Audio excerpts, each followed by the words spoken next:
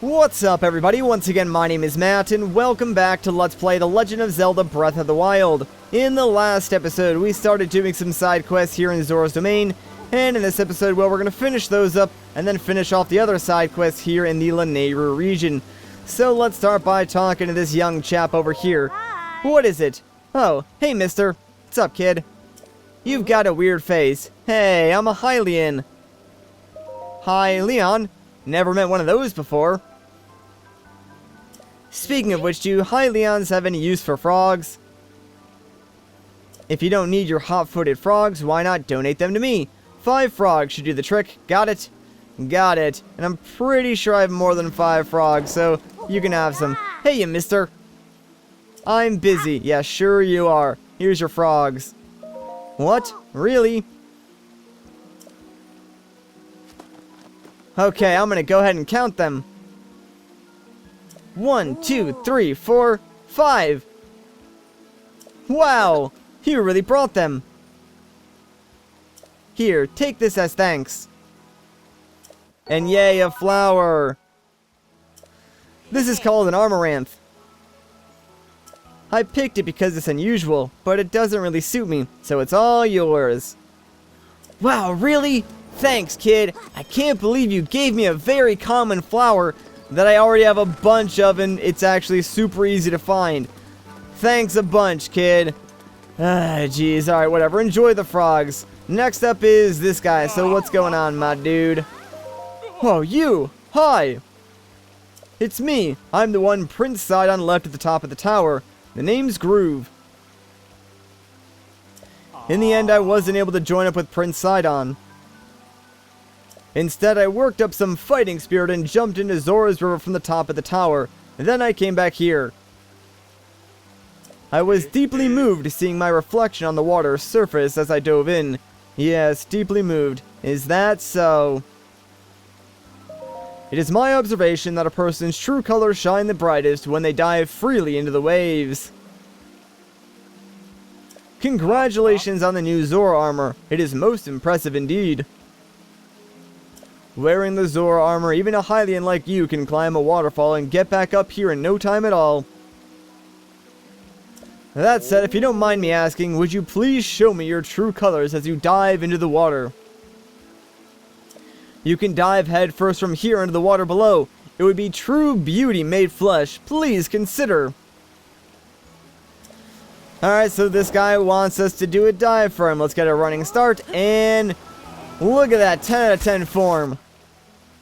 Blinding brightness. Radiant beauty.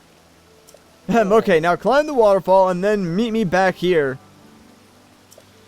Alright, sure can. Yeah, a lot of these side quests can only be completed after you get the Zora Armor and after you complete the Divine Beast, so keep that in mind, I guess, because I don't believe I mentioned that.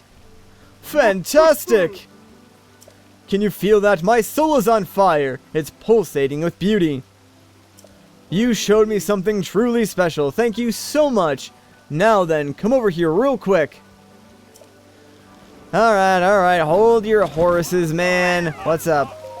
That was amazing! I saw your dive and waterfall climb with my own lucky eyes, and now those very eyes are flooded with tears of joy. Yes, I must thank you somehow. And he gives us some seeds. Cool. Oh, I feel emotionally ravaged after that. It's not every day I get to see a diving form as beautiful as yours, you know. I'll be looking forward to your next dive. I really will. Alright, weirdo. I'm not diving for you again. Alright, so now that that is done, there's one more side quest here in Zora's Domain, but it's super long, so instead, let's take a brief detour and make our way towards the Wetland Sable, because there's one side quest outside of Zora's Domain that I'd like to finish up real quick and then come back here and do like the super long side quest that we'll probably end up spending the rest of the video doing because it's just that long. Like, there's a whole lot of travel involved, so look forward to that. But also, we will learn a lot about Zora lore, and it's pretty cool, so I think you guys will like it. There's some pretty neat references to other Zelda games in there as well. But we'll get to that in just a couple of moments. For now, right next to this shrine, we actually should find an NPC near, like, the edge of this lake or pond, whatever this thing is, sort of looking off into the water. So, let's see exactly what he's looking at. What should I do? I'm terrified of deep water. Yeah. Oh, sorry, I was lost in thought. What you thinking about, my man? I can't believe I'm about to share this with you, but I'm absolutely stumped. Have you seen that strange shape down at the bottom of the river?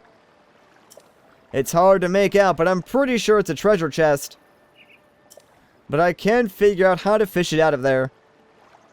I guess I need some kind of machine or something to get it out. I'm so curious about what's inside that chest, I can't even sleep. Alright, so yeah, there's a chest right over there. We can just grab Magnesis and, pull it out for this guy. That way, you know, he can at least get some rest. Of course, we're gonna take what's inside for ourselves because, check it out, it's a royal broadsword with durability up. Not bad. Alright, let's talk to him again. I don't know what kind of wizardry you use, but that's incredible. And yeah, what was inside that treasure chest? It was just a sword. What? A cool sword, you say? Whatever, I didn't really even want that life-changing treasure anyway. Well, at least I can relax now that I know what was inside. Thanks. Sure thing, buddy. And yeah, you really didn't need that sword. Okay, so now that we're done with that, let's make our way back to Zora's Domain. I just wanted to make sure, like, I didn't forget about that side quest because I did kind of want to do it in the previous episode. I just didn't have a whole lot of time to, like, travel out there and do it, even though it did only take, like, 30 seconds. Still, we spent a ton of time in the last video, like, doing side quests as well, so just needed to make sure that I didn't forget that as I was wrapping things up for this region. But I'm pretty sure we're on track, and really, all that's left is this final side quest, which, oh man, to be honest, I'm not exactly looking forward to. Like, I like the side quests, I like learning about the Zora lore and history and stuff like that, it's really cool, but like, going about and finding those fragments because there's so much travel involved, it's like super tedious and kind of annoying. None of them are really near any shrines that we can teleport to either, so we're pretty much going to be walking and climbing the entire way. Anyways, let's talk to this guy real quick. Link, it seems that I was wrong about you. Seeing Divine Beast Va Ruda's form there? Even though we lost Lady Mipha, it seems she can still help you fight against Calamity Ganon. I am sorry, I did not introduce myself sooner. I am Jato. I am a historian who studies Zora history and preserves it for future generations. Even so, this stone monument that King Dorphin supposedly wrote is torn to pieces now. Most likely the 10 stone monuments outside of the domain are all in the same awful condition. I'm thinking about collecting the contents of all these stone monuments and compiling them into a book. But with these old legs and fins, traveling to all 10 stone monuments will take a great deal of time. That is why, Link, I'd like to ask a favor of you. I'd like you to find all 10 stone monuments around Zora's Domain and tell me what they say. Alright, I could probably do that. Oh, thank you. You truly are a lifesaver. How reassuring that the champion will search for those monuments for me. I have it on good authority that among the stone monuments, one has the location of some treasure written on it. If you happen to find said treasure, feel free to keep it. It will most likely be something that a Zora wouldn't need. You'll find the 10 stone monuments around Zora's Domain. I believe in you. In fact, I'm counting on you. Alright, I won't let you down, but first, let's actually check out this stone monument right here. History of the Zora Part 7. The hero who defeated the Lionel as something King Dorphin, as told by King Dorphin. Yeah, it's sort of in broken English. There was a time when the people of the land were threatened by a dangerous beast, Lionel, who lived on Polymus Mountain, or something along those lines. But one Hylian drove the beast back and reordered peace to the domain. Maybe, not sure. The Zora Helm was in this fight. It's now north of something in the ruins near Toto Lake. Trying to fill in the gaps as best as I can. It rests there to honor the deeds of the hero Link. Pretty sure that one was accurate. Time has taken its toll on this. It sure has. Alright, so we learned enough information to deduce that, yeah, the Zora's Helm is in a chest somewhere near Toto Lake, and that is the final piece of the Zora Armor set that we need, so we're gonna go and grab that real quick, and then we'll start searching for those 10 stone monuments.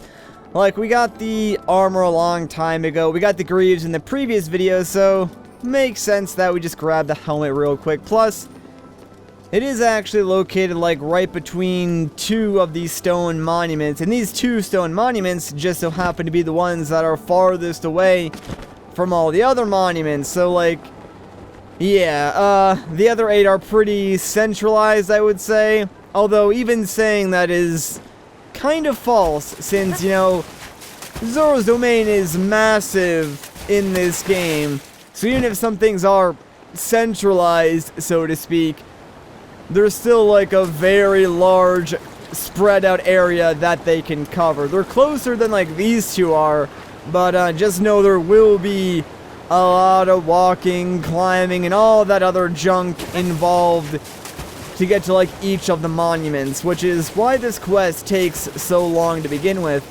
But like I said, we will be learning a lot about Zora history, their culture, different ceremonies that they perform and stuff like that. So, if you're interested in, I guess, the expanded universe of Zelda, you'll certainly love this side quest and find everything about it to be fascinating. So, I don't know, hopefully you guys like it, but let's grab the Zora Helmet first. So, if we come all the way back over here to these ruins, we can use Magnesis and spot this treasure chest right down here. So, we pull it up and open this bad boy up. Guess what inside is the Zora Helm. So with this, we complete the set and we can swim faster, but we can also use a spin attack in water. So let me actually put the entire set on real quick so you can see what that looks like. And also, let me demonstrate this spin attack. It's sort of like a dash, but also will deal damage to certain enemies, which is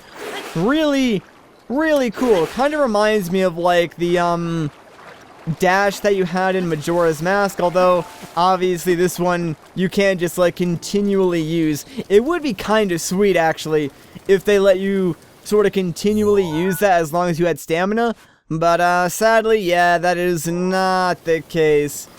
Oh well, what are you gonna do? Okay, so let's start making our way towards these stone monuments, the first of which we can find is right over here. I actually marked them with the little shield stamps on the map, so that's sort of why I was checking my map just there. I probably will pull up the map a couple more times, like as I try and find these monuments. So next time I do it, hopefully you can see where all the shield icons are, and then you can sort of pause the video, make those stamps on your own map, and that will give you like a good general idea of where all these stone monuments are, because they can be sort of tricky to track down. That being said though, one is right over here, so let's check this out. History of the Zora, Addendum 2, Prince Sidon's Great Escape. There was once a giant octorok in Hiteno Bay, large as a mountain, which terrorized the village's fishers. Hearing of their distress, Prince Sidon went forth to personally eliminate the offending octorok. But this octorok was a tricky beast. After the prince dodged one of the stones it spat, it inhaled him whole. Such had been the fate of many strong warriors who went to slay the octorok. Not one had come back alive. Just as it seemed Prince Sidon would be counted among them, the giant octorok twisted in pain. The tip of a silver scale spear pierced the octorok's stomach from within, revealing itself as the source of the beast's agony. Incredibly, Prince Sidon had fought his way out by stabbing his spear over and over into the monster's stomach. Unable to bear the pain, the octorok coughed up the prince and scrambled to escape. Ever since, the fishers of Addendum Bay have passed down this heroic tale, the prince who slew the fell Octorok. Man, Prince Sidon is so freaking cool. Like, we already knew he was one of the best characters in the game, but hearing that heroic tale of how he killed a giant freaking Octorok, I could only wish to be as cool as Prince Sidon one day. Oh man, what a great guy that Sidon is. Alright, so now that we've learned that little piece of Sidon trivia, let's go and find ourselves another stone monument. This one will be in the opposite direction of where we sort of picked up the Zora Helm, so basically adjacent from where we just were. Also, this whole thing got a whole heck of a lot harder because I didn't realize I only had one charge over Volley's Gale left, so that might be a problem. Actually, you know what? I might be able to make this work. I can swim up the waterfall again, and that may just give me enough height, so yeah, let's try and do that and sort of improvise a little bit. So, up we go. You know, it's really convenient that these waterfalls do not drain our stamina meter. It would certainly be a problem if it did. Yeah, normally I try and keep track of like all my champion abilities, and if they are getting low, sometimes I will recharge them before recording a video, if I know I'm going to need them, of course, but yeah, sort of slipped my mind this time. Whoops. We'll see what happens. Hopefully, we won't need it too much. Like, I know all the monuments we can get to pretty easily without it, but it may have made getting to one or two of them a little bit faster. And yeah, the monument we're looking for is actually down here, so probably didn't need to even swim up the waterfall at all. Oh well, whatever. Here it is, let's check it out. Memoir of a Gifted Stonemason. What an honor it was to receive a personal request from King Dorphan to craft a historical stone monument. I did not realize how much content he'd give me, though. It certainly exceeds the limits of a single monument. I suppose I could have just shortened the text, but it felt wrong to tamper with our great king's words. Thankfully, I was able to split it all between 7 monuments to ensure that every word was preserved. I've always prided myself on my ability to think outside the box. I am so very adaptable, and humble as well. While I was at it, I thought, why not add 2 of my own, and so I created one for King Dorphan and one for Prince Sidon. True, this is outside the scope of my commission, but I believe their triumphs deserve as much. But why stop at that? Why indeed, my achievement surely deserves remembrance too. That is how a commission of 1 became 10. Of course, having increased the number of monuments, I had to find places for them all. That proved difficult. Still, it is worth it. So long as I remember to sign these monuments, my name will be remembered forever. As it should be. And now you guys know why I say, once again, my name is Matt at the beginning of every single video. I'm just kidding. Also there, by the way, yeah, that's where all these shields are. Those are where the monuments are located. So, let's make our way over to the Divine Beast, and, we're essentially going to make our way over to Zora's Domain again. I mean, this time it'll be a little bit quicker since we can climb and do other things to get around much faster than we could, you know, on our way here originally. But, yeah, all the monuments are along the way to the domain, so I suppose maybe I could have, like, checked them out as I was going up originally, but I'm not even sure if that's possible, because I don't think this quest is available until after you complete the Divine Beast, so not too sure on that. Anyways, yeah, if you pretty much jump off right in front of where you spawn if you teleport to the Divine Beast, there is another monument right down here, so let's check this one out. History of the Zora, Part 5, The Sage Princess Ruto as told by King Dorphan. Long, long ago, in a past more distant than even the Great Calamity, or the creation of the Divine Beast Varuta, there was a Zora princess named Ruto. We know that she was an attendant to the Zora patron deity, and that she was a fair and lively girl, beloved to all. Around that same time, an evil man with designs on ruling the world appeared, bringing disaster upon Zora's domain. It is said that Ruto then awoke as a sage, facing this foe alongside the Princess of Hyrule and the hero of legend. Her achievements are remembered not only by the Zora, they are also forever etched in the history of Hyrule. The divine beast Vah-Ruta, built ages later to face off against Calamity Ganon, was named in honor of Ruto. That the Zora princess, my sweet daughter Mipha, was chosen to pilot Ruta is surely the work of fate. Yeah, so, kinda like a brief history of Ruto, an Ocarina of Time, which is kinda cool, but also we know it's not that accurate because they said she was lively and beloved by all.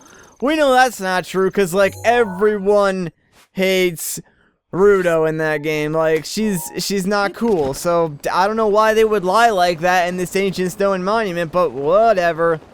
Alright, I think the next monument is actually above where I am now, so probably should have just gone along the edge and then jumped across, like, one of the outcropping sort of areas, but oh well, whatever. I guess I can just sort of climb my way up there as well. That'll work, but yeah, maybe think a little bit more before you make your way to the next monument, unlike myself, because this just seems like a lot of extra work, and I really hope that I can make this. I'm gonna cut it really close here. Come on. Alright, there we go. Thank goodness. But, yeah, here is our next stone monument, so let's see what it's about. History of the Zora Part 2, A Reservoir of Hope, as told by King Dorphin. Once every 10 years, the Lanayru Region experiences unusually heavy rainfall. The Zora River flooded every time.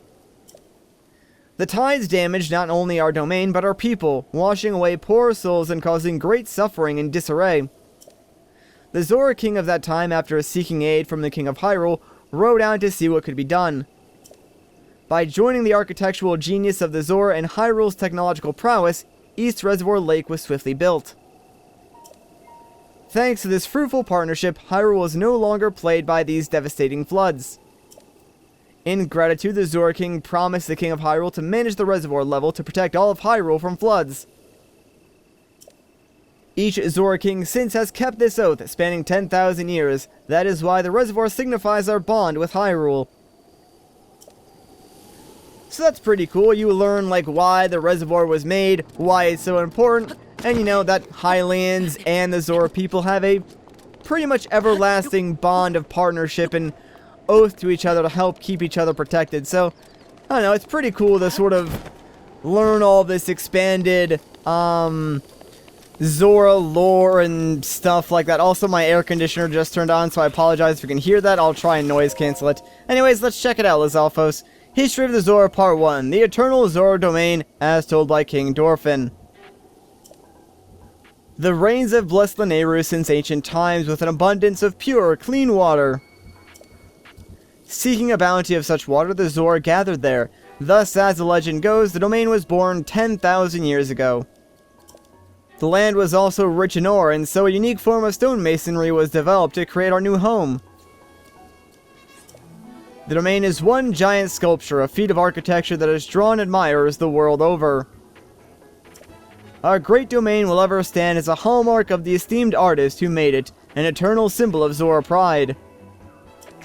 That's pretty dang cool, you know, when you think about it, like, the entirety of Zora's Domain is, like, a sculpture that was carved out of stone. Like, that's really freaking impressive then. Honestly, like, I do kinda love this version of Zora's Domain, although maybe Ocarina / Majora's Mask might still be my favorite. I don't know why, I just really like the area in Majora's Mask a lot. Something about it just, it's cool to me. Alright, so the next monument we want is actually off the right side of this bridge. You can actually see it down there. I don't believe we can climb over this railing. Yeah, it doesn't seem like it. So, we do have to make our way all the way to the other side, and then we should be able to, just glide right down to where that monument is from over here. So, let's try and make this. Yeah, we have more than enough space. Sweet. Well, let's check out this next monument then. History of the Zora Part 4, The Light Scale Trident as told by King Dorphin. The queen and I were blessed with a daughter as lovely as a jewel. We named our princess Mipha. To celebrate her birth, the smithy Dento presented Mipha with a gift, a mighty spear called the Light-Scale Trident. Mipha grew into a bright girl and soon reached the age of receiving lessons from the royal family's Order of Knights. The whole of the royal guard adored her, especially Sergeant Segan, who loved her as if she were his own kin. Under Segan's instruction, Mipha honed her skill, and her radiance grew along with her skill with the Light-Scale Trident. As a champion, Mipha made her people proud. However, once the Great Calamity struck, she was never to return. All of Zora's Domain fell into misery. The merest thought of the princess was enough to overcome anyone with tears. As a way of offering her soul repose, they tried to send the Light-Scale Trident drifting down the Zora River. But when they did, the trident began to glow and Mipha's voice rang loud and clear for all Zora to hear. The Light-Scale Trident and I are one. Abandon your grief and know joy once again. Do not cry, just remember. And so, keeping to our request on the day of the Great Calamity, the day that Mipha passed from this world, the Zora venerate the Light-Scale Trident and remember their brave princess. Such is the origin of the Champion Festival.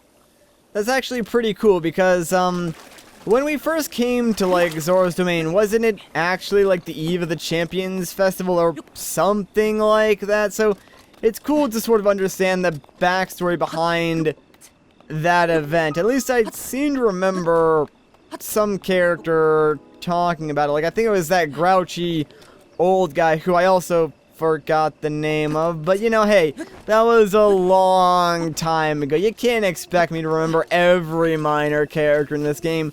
As far as I'm concerned, there's only like 3 characters I need to remember: Link, Zelda, and Sidon. That's probably it. Everyone else who really cared. Well, I mean, the champions are pretty cool too, I guess. But Sidon's definitely up there in, like, you know, top 3 characters that you should remember from this game. Also, dang, it would be really useful if Rivali's Gale would come back any second now, because then I could skip all this climbing. That'd be nice. Also, oh jeez, there is a Wizrobe up here, isn't there? Ah, crap. Alright, fine.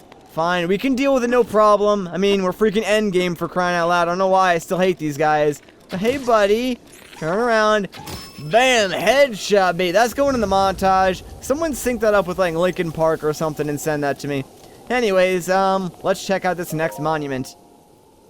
History of the Zora, Addendum 1. King Dorphin stands his ground.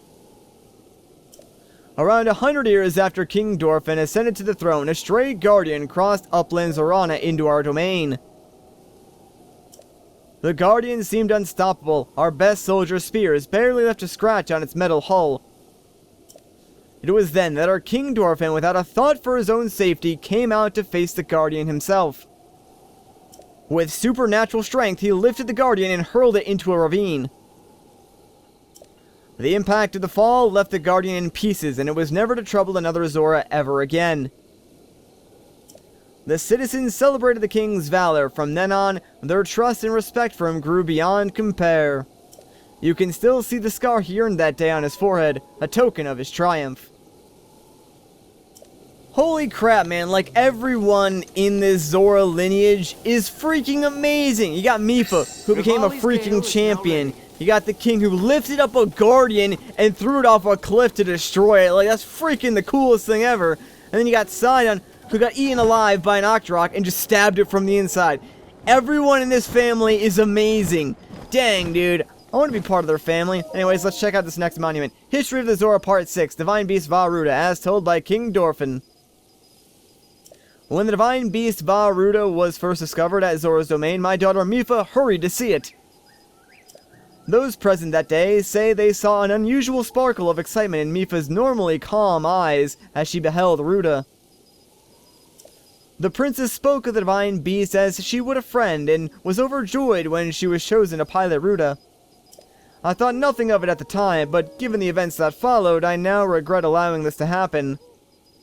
I spent many long years consumed by guilt. My dearest wish is that her soul will know peace. I pray for it every day. It is still kind of sad, like, how much you see the Zora people had affection for Mipha, and then of course her death like just turned their entire world upside down almost. Like, even to this day, people still hold Link in a little bit of resentment for allowing that to happen, even though technically wasn't really his fault, but still, I mean, it's crazy to think about, like, one person who passed on caused so much heartache in just the Zora community. Alright, here's another stone monument. Let's check this one out real quick. I think this one's actually, yeah, it's a repeat of the one that's in the middle of Zora's Domain. So we've technically already read this one. So let's skip it over real quick, and we'll go and find the true last stone monument, which is pretty close by. So, right behind us, I think it's down over here by the shoreline. Yeah, you can sort of see it in between those two glowing lights. So, let's glide over to it, check out this final stone monument, and then we will be done with this side quest and the very last side quest here in Zora's Domain. Yeah, I know, it took a while, but we're almost done. Alright. History of the Zora, Part 3, Miracle of the White Scale, as told by King Dorfin. Our scholars say that in the distant past, Zora's Domain had a king with no special talent for the art of war. What he lacked in skill with the blade, he made up for in love for his people, and especially love for his queen. One day, news reached the king of a horde of monsters gathering in the Zoras Domain Highlands. The king steeled himself for war to protect his people, but the queen knew how ill-suited for the task he was. Worried for his life, she wove one of her own scales into his armor, hoping that her love would protect him in battle. It seemed for a time that the tide of battle favored the Zora, and that all would make it safely home. But the cunning Lizalfo general saw an opening and seized it, driving the king's forces into a corner. Just when the general's sword was ready to crash down upon the king, a miracle took place. An errant sunbeam reflected from the scale on his armor blinded the Lizalfos, stopping the death blow from falling. This was the chance the king needed to rally his forces and turn the tide, taking down the general and securing victory. This came to be known as the Miracle of the White Scale, a scale that only female Zora possesses. It was this miracle that began the tradition of Zora princesses crafting armor for their future husbands. Aw, so that's pretty cool. Now we know, like, the whole history behind Mipha creating this armor for Link. Alright, so now that that is done, let's finally return to Zora's Domain and finish up this quest, shall we? I mean, I certainly had a good time learning about all the lore of the Zora people and, you know, the history of Hyrule a little bit. It was pretty neat, but, you know, I'm kind of done with the side quest for this region, if you know what I'm saying. Like, we got bigger fish to fry. Not Zoras, of course. Like, why would I ever want to fry a Zora? That would be messed up, right? I've never done that before. Oh, you know there's some Hylians out there who have, like, cooked up some Zora. I mean, it's had to happen. Like, some old Hylian who's just, like, mad one day. Was like, I'm gonna eat a Zora. It happened, alright? I know it. I believe it. It had to have happened. Anyways, enough about that. Let's talk to this old guy again. What's up, dude? I did it. Link, it would seem you have checked all of the stone monuments for me. Now then, please tell me what was written on them. I forgot. What if Link just, like, made some stuff up? That'd be hilarious. The history, culture, folklore, and various heroic acts of the proud Zora people, it's all here. Eureka! Thanks to you, I've compiled the precious information from those stone monuments. Link, thank you for taking on such an arduous task. Please allow me to reward you. And he's gonna give us 1 diamond. Not bad, I guess. Alright, so now that we're finally done with the last side quest here in this entire region, this is where I'm going to end off the video. So if you guys enjoyed this part, a like rating would be greatly appreciated. If you want to see more of my videos, consider subscribing. But once again, guys, my name is Matt. Thank you so much for watching, and I'll catch you in the next one.